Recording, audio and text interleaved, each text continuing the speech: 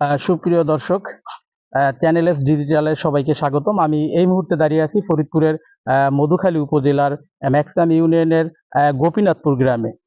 আমার পিছনেই কিন্তু দেখতে পাচ্ছেন যে একটি বসত ঘর, যে ঘরে কিন্তু বসবাস করে এই এই গ্রামেরই একজন বাসিন্দা, যার নাম হচ্ছে গোবিন্দ চন্দ্র রায়, যার বয়স কিন্তু বর্তমান 117।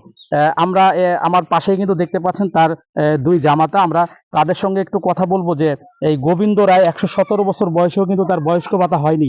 কি কারণে তার বয়স্ক ভাতা হয়নি, বা কারোর সাথে চেষ্টা করেছিলেন কিনা, এই ব্যাপারে যদি আপনি একটু বলতেন।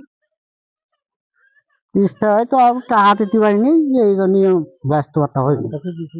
কার কাছে টাকা চেয়েছে কি আপনাদের কাছে?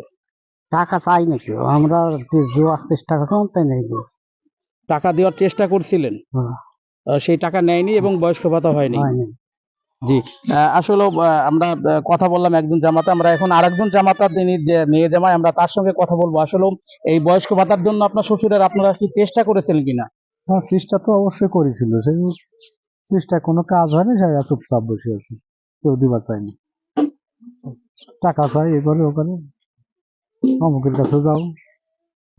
আচ্ছা, তো দর্শক শুনতেই পেলেন যে এখানে কিন্তু বয়স্ক ভাতার জন্য তার শ্বশুরের জন্য তারা সর্বোচ্চ চেষ্টা কিন্তু চালিয়ে গেছে, কিন্তু তাকে বয়স্ক ভাতা করে দেওয়া হয় না। এখন যদি আমরা একটু কথা বলার চেষ্টা করব যিনি ভুক্তভোগী গোবিন্দ রায়, আমরা তার সঙ্গে একটু কথা বলবো যে আপনার বয়স্ক ভাতার ব্যাপারে আপনি কি চেষ্টা করেছিলেন কিনা?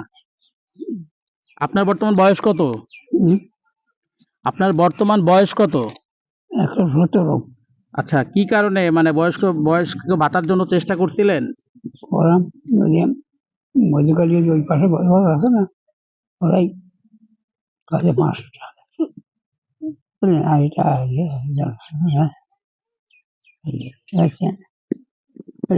টাকা দিয়ে বুঝতে পারতা লেখা না উপরওয়ালা না আমার সেই ফেলেই চালায়, খাইয়ে না খাইয়ে রেখে চলছে। এই বড় ভগবান কিবা গুরু কিবা।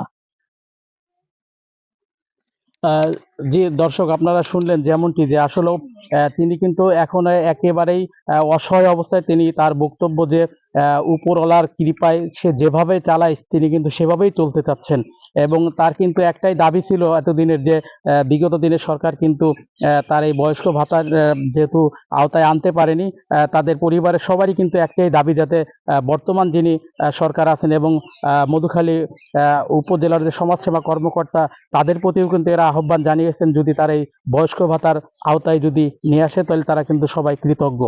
ফরিদপুরের মধুখালী থেকে মফিজুর রহমান মুবিন, চ্যানেল এস।